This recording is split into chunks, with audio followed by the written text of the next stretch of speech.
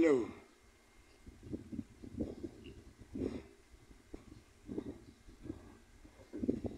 Pag-usapan natin yung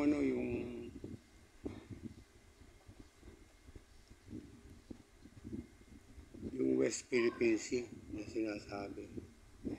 Pero meron muna isang awit. Mabuti pang mag-almusal ka ng kamote. Makakaigi pa ito sa iyong sarili. Bakit ba puro ka biyahe? At gera pa ang gusto mo. Taas tama, bad trip na talaga. Bad trip lang yan. Kulang lang yan sa pahinga. Pahinga lang. Kasi, huwag natin pagtripan yung gera. Ang layo ng dahilan. Sasabihin, atin yung ganito, meron tayong dun. Yung tinuturo mo, abandon na yun eh. Mga island na abandon, wala naman tubig dun, wala naman pwedeng tumira dun. Ikaw nga, tumira ka nga dun sa island na yun, wala naman tubig. Oh. Saka yung pinupuntahan yung lugar dun, sa Yungin Soil. Barkong bulok na, matagal ng bulok yun. Bakit ba? Ano ba ginagawa nilang mga kapgo lang naman yun nandoon? Para nananadya lang kayo yata yun ng bubuli. Pumupunta kayo dun, may mga bandera kayong dadaan. Siyempre, ang layo, isipin mo manggagaling dito, papunta roon. 12 hours, ang layo nun, 12 hours. Samantalang sa kanila, halos 1 hour lang, andun lang sila sa may borderline, dadaan ka sa harapan nila. Kumbaga sa yan eh, sa lugar namin dito. Pagtawid mo, out of line. Uhulihin ka. Bakit? Out of line ka eh. Pero pwede mo sabihin, bakit? Pilipinas naman to ha. Pag-aari ito ng Pilipinas ha. Susunod tayo sa batas kasi huwag tayo nang bubuli. Pansin ko, tayo nang bubuli. Isda lang yan pinag-aawayan nyo. Pagtapos, community at bansa, ang dudurugin natin. Bansa yan, kita mo na ano nangyayari sa Ukraine. O saan sabi sa Ukraine? Iwan mo na yan, Russia. Pumunta ka na sa NATO. Ano sabi ng Russia? Huwag mong gagawin yan. Gigera tayo. Anong sabi ng puti? Subukan mo. O ano sabi ng Russia? O sige, World War II. Binomba na. O, may nangyari ba? Tahimik. Ganun ang mangyayari sa atin. Madudurog lang tayo. Ang dami ng bansang nadurog. Kita mo itong itong Israel sa kayong Gaza. Ano nangyari? Binomba ng binomba. Durog. O ano yung nangyari sa mamamayan? Iyakan ng iyakan. Samantalang yung napaspasin mo, no? Nasa Lebanon, tumakbo. O eto ngayon, magsimula ng gera, saka naman tatakbo. Niiwan mo kami sa ere, tatakbo ka. Ano ba nangyayari? Ba't ganun? Isda lang yan. Binabantayan nyo, barko. Anong barko yun? Hindi naman bago yun. Bulok yung barko na yan eh. Abandon yung barko na yan eh. Tinakalawang na eh. Ba't hindi mo nilang iuwi dito sa Maynila yung barko? Kung gusto mo ng barko, pahila mo, dali mo rito at ipakilo mo. Putik na yan, nananadya lang kayo dyan eh. May taga-Palawan din ako eh. Nakita akong tsura dyan. Lugar na yan, maraming abandon na area dyan. Mga isla na hindi pinakikinabangan, tinatambayan lang namin, nagbabangka kami. Doon kami tatambay. Nanginginain kami doon, nag-iihaw-ihaw, tapos alis na. May dala kaming tubig, may dala kaming kung ano-ano. Kasi doon sa lugar na yun, wala. Wala kang makikita. Huwag yun ang pagkukulan ng pansin. Ang pagkukulan nyo ng pansin, yung corruption dito sa Pilipinas. Yung corruption dito, ang dami na. Bumalik na naman yung corruption na iya. Sa Manila International Airport, bumalik na naman yung corruption dyan. Ang ayusin mo kasi. Puro nakawan na eh. Bilyon-bilyon na ninanakaw eh. Tapos idadaan mo sa gera. Parang umiiwas ka sa ano eh. Sa problema eh. Nababad trip ka yata eh. Dadamay mo pa ang Pilipinas. Sabi mo, noong panahon ng ating mga ninuno, nakipaglaban sila sa mga Kastila. Nakipaglaban nga ba? Di ba ang kalaban ng mga ninuno natin eh, Pilipino? Sino ba pumatay kay Rizal? Di ba Pilipino? Sino pumatay kay Andres Bonifacio? Di ba Pilipino? Ay, asan ang kalaban mo doon? Sabi mo, nakipaglaban tayo.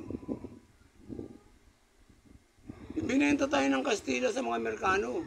Nung dumating naman ng Hapon, ano nangyari? Problema rin, Pilipino rin. Pilipino turo, Pilipino tago. Huwag mo isipin yung gera kasi alam mo yung gera. Itong Vietnam, Korea, Japan, Australia at kung ano-ano pang bansa. Nakadikit lang yan dyan. Nagkakabuli-bulihan lang. Hayaan mo sila magbuli-buli. Huwag kang magyabang-yabang. Di ba, kung di ka tatakbo eh. Oh.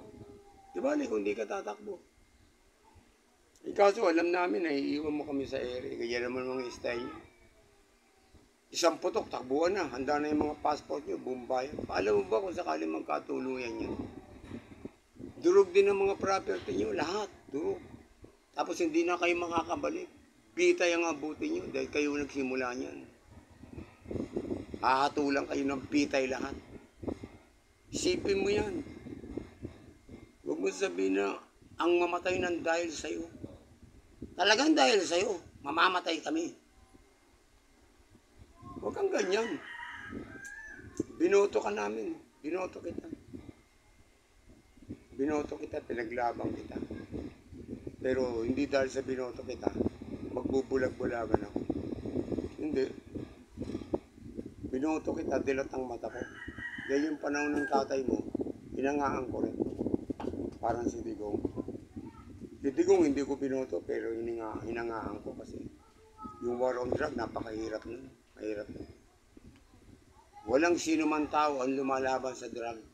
Takot sila lahat. Pero mo, mayor, yung general, nasa harapan mo, drug lord. E pwede kang putokan ng isang beses. Takot sila lahat. Kahit sino. Takot. Pero si Digong lang ang lumaban. Kaya walang makapagsasabi na ayaw nila kay Digong. Sa'yo pwede, kasi nagbalikan eh. Nagbalikan. Sayang. Huwag mo sayangin kasi. May pagkakataon pa. Linisin mo lahat. Yung mga bilyon-bilyon nawawala, ibalik nyo. Kung sanay niya, sabihan mo sa kanila. Sabihin mo, umalis kayo dyan. Tatanggalan ko kayo ng trabaho, pati kumpanya nyo, ubos. Tanggal dyan. Ganun. Hindi pinababayaan mo, nagbibingi-bingi ka, mga tawa mo yata yung mga natulog. Hindi na laglag bala nangyayari doon. Wasak maleta, wasak bagahe, durog bagahe. Kung isipin mo, mga mahihirap galing dito sa Pilipinas, naghihirap, punta sa ibang bansa. Magbabayad pa sila ng mga kung ano-ano. Malalaking halaga para makaalis lang. Pagbalik dito bibirahin. Hindi ka ba naawa doon? Alam mo yung tatay mo, nag-abroad ako, libre. Pag uwi namin, pagka-contract worker yung passport, hindi na binubuksan yung bagahe. Dire-diretso na. Pero lang kung may tumutunog sa loob. Pero pag malinis ang bagahe mo, hindi na nabubuksan, wala nang pakialam. Kasi contract worker ka eh. Oh. Iba ngayon eh. Ang pinag-iinitan nila ngayon, mga contract worker eh. Ano ba ang dala ng contract worker? Bala? Galing ba yan sa gera? May dalang kanyon? May dalang armalay? Hindi, mag-isip naman kayo, mahawa kayo sa taong bayan. Yung sinasabi mong gera-gera, hindi ako naniniwala magkakatuluyan yan kasi hindi naman sila bangag eh. Yung China, alam din nila, hindi magpapaputok yun. Alam din nila na meron silang mga kababayan na sasuffer dyan. Kasi pag nag-umpisa ka dyan ng putok, ikaw ang puputokan. Putokan ka rin. Eh ang Amerika malayo. Uutuin ka lang yan, bigyan ka ng bala, para girahin ng China. Pag durog na tayo, pupunta rito ang Amerika. O sila na mamumuno rito. Maglalagay sila ng maraming base. O, Philippine-America ulit tayo. Katulad noon. Kung alam mo Eagle money tayo noon. Philippine-American money, ang pera natin. Nag-Japan, Philippine-Japan tayo. Philippine-Japan money, meron din tayo. Kaya mangyayari, ang tuwa ang Amerika pagka winasak ng Pilipinas. Pag winasak ng Pilipinas, nagkaroon ng ceasefire, babalik dito ang Amerika. O magmamakawa ngayon tayo, bibigyan tayo ng pagkain. O lahat ng lugar dito gagawin nilang base. Huwag ganun. Ang Pilipinas ay Pilipinas. Hindi tayo matatapang, hindi tayo nakikipaggera. Ang gamitin natin isip. Kung mamatay, mamatay. Talaga mamamatay. Pero walang takbuhan. Ako, laban ako sa gera. Kahit bukas, gera na. Okay, pero siyempre, ang iniisip natin, yun nasa baba. Tayo mamamatay na, katulad ako, edad ko. Okay lang. Ikaw, edad mo, okay lang din mamatay. Pero paano yung mga kabataan na sumisibol? Paano yung mga sanggol na sumisibol? Umaasa sila. Na yung magigis na nila yung magandang Pilipinas, magandang buhay. Hindi nila asa yung gera. Ito mo nangyayari dyan sa Gaza, sa Ukraine, kung saan bansa. Nag-evacuate lahat, nag-iiyakan, naglalakad. Utak niya na. Ganun pa ang gusto mo? Palibasa marami kayong pera, yung mga pera nadala nyo na sa ibang bansa. Dapat hindi kayo tatanggapin doon. Pag nagkaroon ng gera dito sa Pilipinas, walang namumuno dito na tatanggapin sa ibang bansa. Bitay. Dahil inabandon mo ang Pilipinas. Inabandon mo ang bayan mo. Tatakbo ka. Walang tatanggapin. Dapat. Walang tatanggapin Pilipino sa ibang bansa. Pagdating doon, kulong ka agad. Sabay bitay. Dapat ganun. Para walang walang baliw. Walang buwang, walang tanga.